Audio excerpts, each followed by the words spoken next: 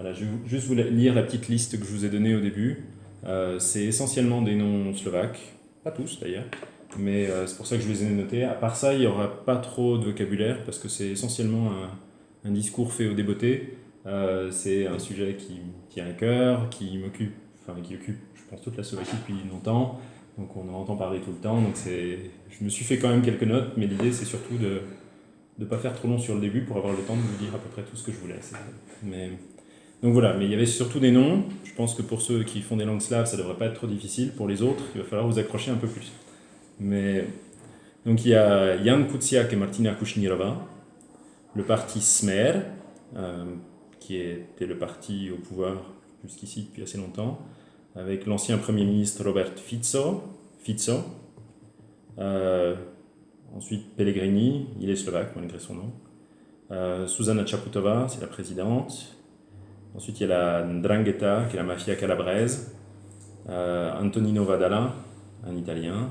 Maria Trošková. Et ensuite, il y aura Marian Kočner. Celui-là, je vais beaucoup en parler. Alena Žužová. Ne vous laissez pas impressionner par toutes les consonnes. Peter Todt.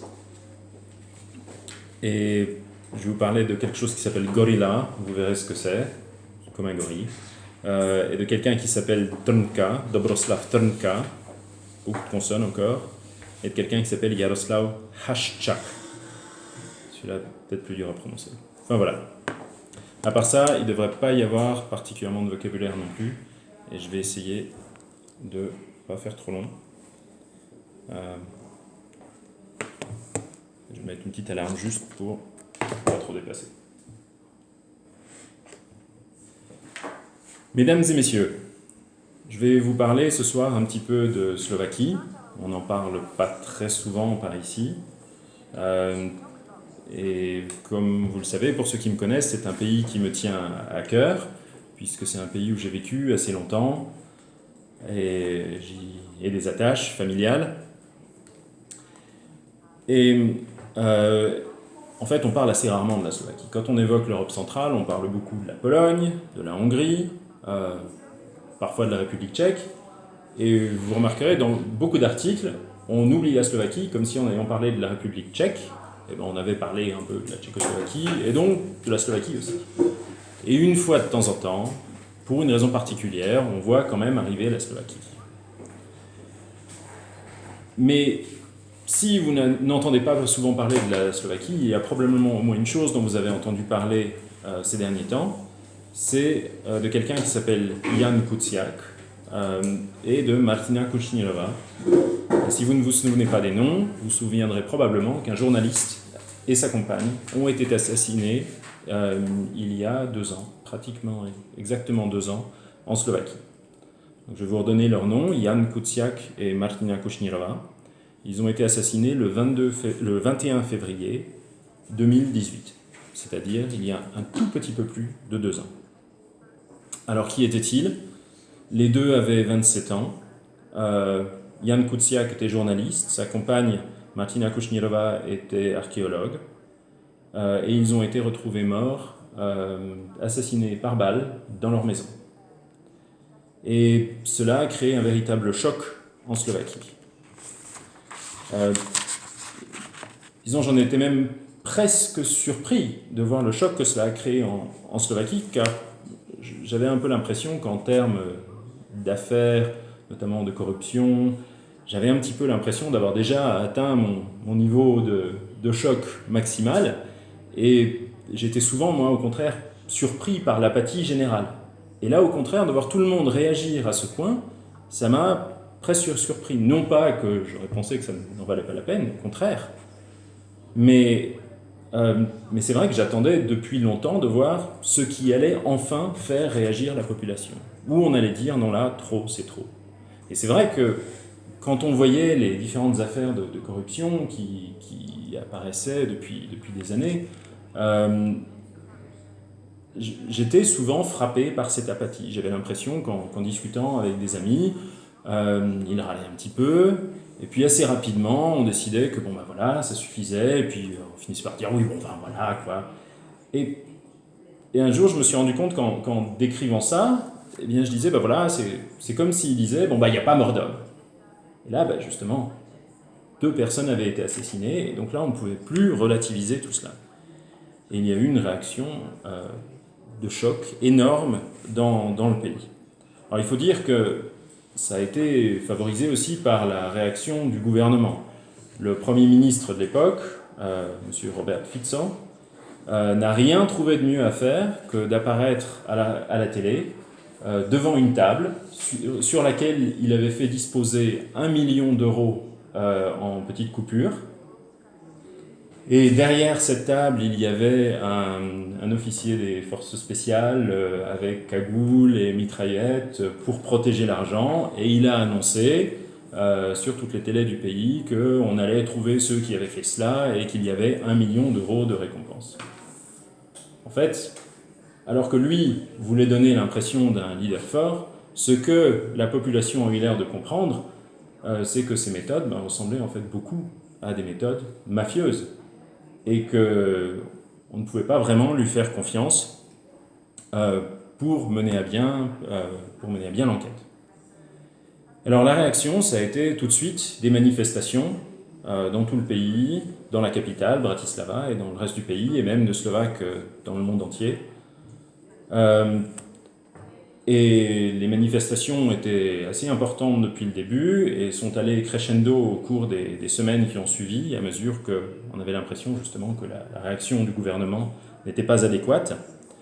Et je crois, si je me souviens bien, que le maximum qui a été atteint, c'était 70 000 personnes qui se sont réunies sur une place de Bratislava.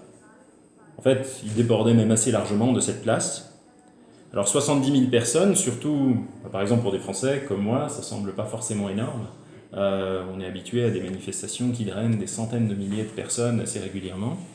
70 000 personnes en Slovaquie, c'est beaucoup. En fait, il s'agissait des manifestations, des deuxièmes manifestations les plus importantes après celle de 1989, donc au moment de la révolution de velours.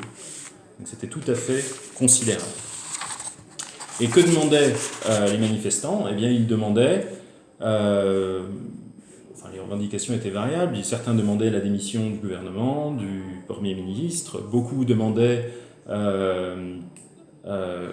surtout l'établissement d'une commission d'enquête internationale ou au moins européenne. Et ça, c'est quelque chose qu'ils ont fini par obtenir. Notamment parce que depuis le début, il y a eu beaucoup de pression de l'étranger, il y a eu une visite d'une commission du Parlement européen qui a été très médiatisée, et le gouvernement a bien dû se résoudre à mettre en place une commission composée d'enquêteurs d'Europol, donc de différents pays. Alors là, cela voulait dire qu'il n'avait plus simplement des policiers slovaques sur lesquels on pouvait éventuellement faire pression pour diriger un peu l'enquête. À ce niveau-là, ils ont dû donner des gages de transparence à la population. Et alors là, le grand déballage a commencé. Et ce qu'on a vu au cours des semaines et des mois qui ont suivi, eh bien, c'est une cascade de démissions. Alors je ne suis plus tout à fait sûr de l'ordre, mais dans un premier temps, le ministre de l'Intérieur, qui était ministre avec une petite interruption depuis 2006, a dû démissionner. C'était quelqu'un qu'on pensait véritablement indéboulonnable. Il avait tellement d'affaires de corruption déjà derrière lui. Le chef de la police a fini par devoir partir aussi. Et M. Fico, le Premier ministre lui-même, a dû donner sa démission. Et je dois dire qu'en voyant ce qui sortait, même les gens qui, comme moi ou comme de nombreux journalistes, pensaient qu'on avait peu de chances d'être surpris par des révélations de corruption et de malversation en tout genre dans le pays, eh bien, même les gens qui étaient persuadés de cela ont quand même été surpris de l'ampleur des révélations qui sont sorties. Alors, il y a eu, je dirais, 2 temps dans cette enquête. Premièrement, des journalistes ont commencé à reprendre le travail qu'avait fait Jan Kuciak et regarder un petit peu s'il y avait là-dedans quelque chose qui expliquait son assassinat. Et au moment de sa mort, Jan Kuciak était en train d'écrire un livre sur la ndrangheta, c'est-à-dire la mafia calabraise en Slovaquie. Donc une mafia italienne implantée en Slovaquie.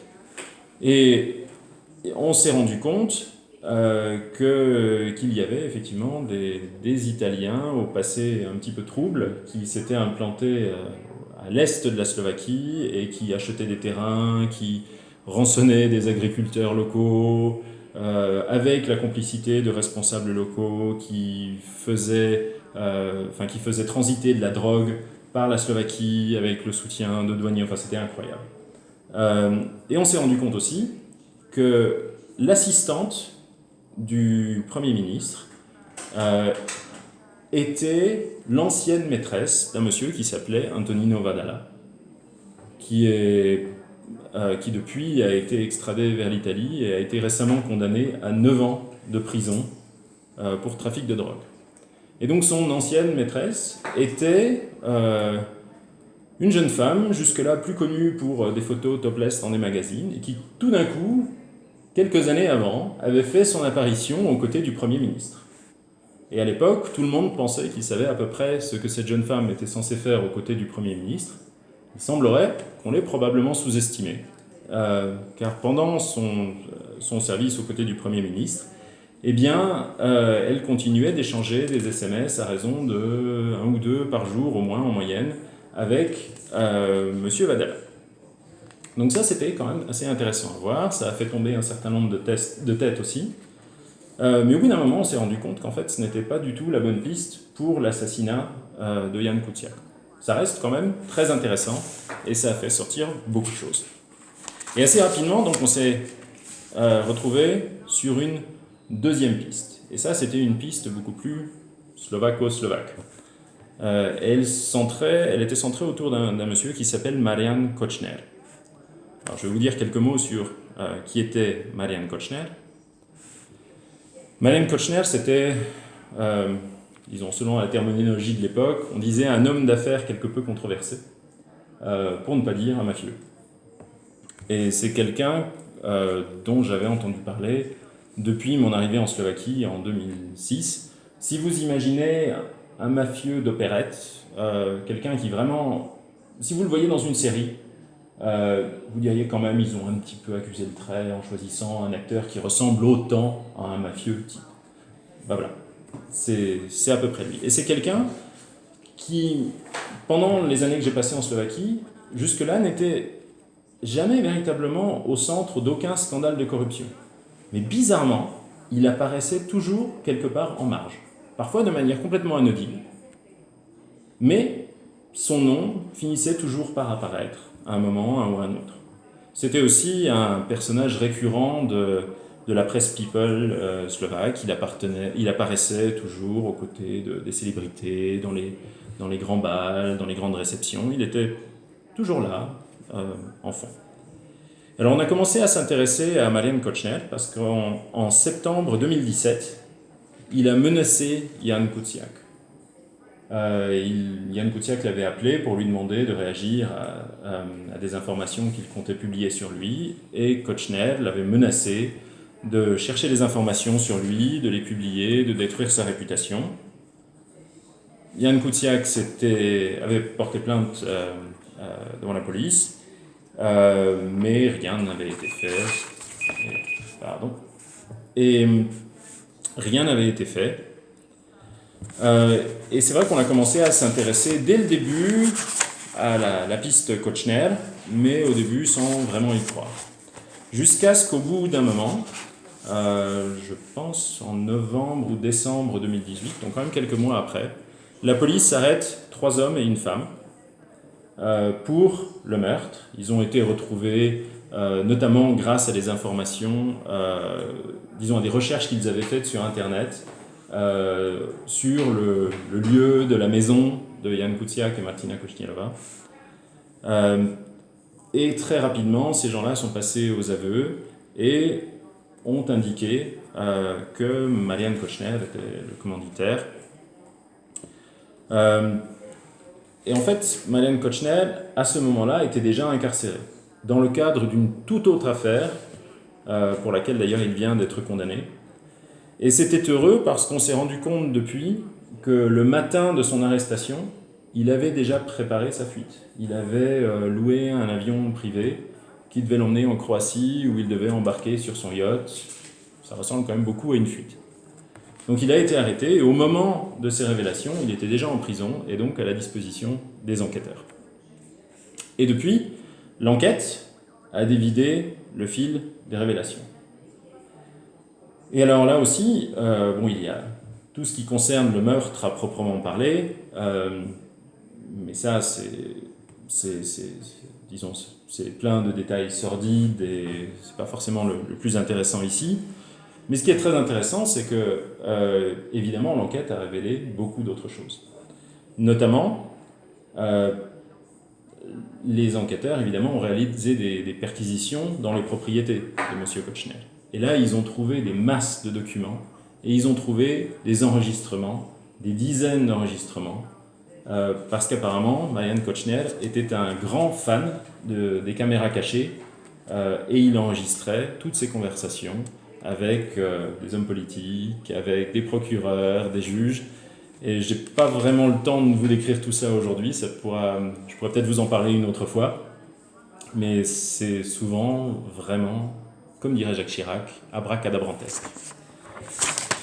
Alors pourquoi est-ce que je vous en parle aujourd'hui ? Eh bien, je vous en parle parce que ce week-end, samedi dernier, ont eu lieu des élections en Slovaquie.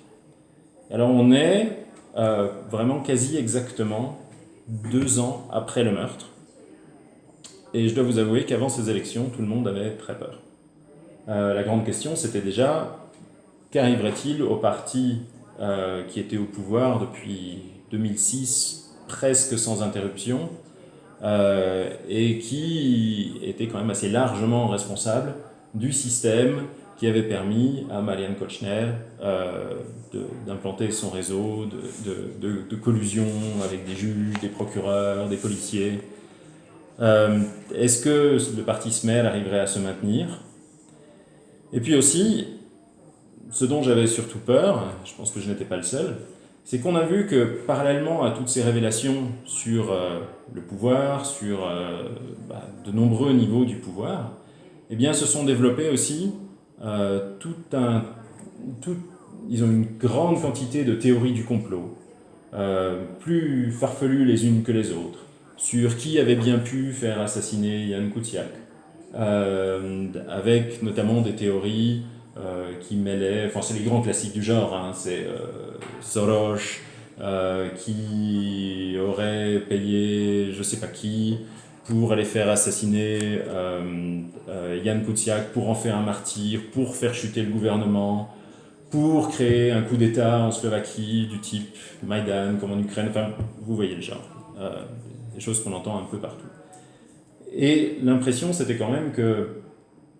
j'avais, c'était quand même que la société était d'une part outrée par les révélations qui tombaient. Je vous dis, ça fait 2 ans, il y en a 2, 3 par semaine. C'est un rythme vraiment effréné. On a l'impression que la population était vraiment perdue, en colère, ne savait plus vraiment de quel côté se tourner. Et dans ce contexte-là, eh bien, il y avait un parti qui semblait pouvoir tirer les marrons du feu.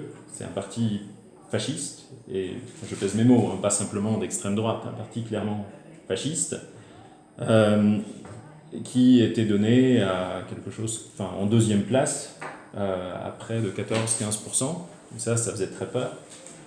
Il y avait tout un tas d'autres partis plus ou moins populistes qui étaient en bonne position aussi. Et franchement, j'avais pensé vous parler de la Slovaquie il y a quelques semaines, et j'y avais un peu renoncé parce que je ne savais vraiment pas quoi vous dire, je ne sais pas dans quel sens ça allait aller. Alors pour finir, et pour ne pas vous faire languir trop longtemps, que s'est-il passé finalement ? Et finalement, je dirais qu'on a évité le pire. Le parti Smer, vraisemblablement, ne formera pas le prochain gouvernement. Il y aura donc une alternance qui sera menée par quelqu'un qui est dans le paysage politique depuis quelques années, mais qui a une personnalité quand même assez controversée aussi. On ne sait pas trop quoi en attendre, qui arrive avec un parti qui n'est pas vraiment un parti, en plus, qui est un assemblage assez hétéroclite de différents petits partis, avec des militants anticorruption, avec des fondamentalistes religieux, avec des catholiques, oui, quand même assez extrêmes. Euh, donc vraiment, il y a beaucoup de points d'interrogation à ce niveau-là, on ne sait pas trop dans quel sens ça va aller. Ce qui est sûr, c'est qu'il va y avoir des changements, c'est que le personnel qui avait été mis en place à tous les niveaux de l'État par le parti SMEL pendant près de 15 ans, ça va changer. Mais franchement, pour vous dire dans quel sens le pays va vraiment aller maintenant, il faudra me redemander dans quelques mois ou quelques années. Merci.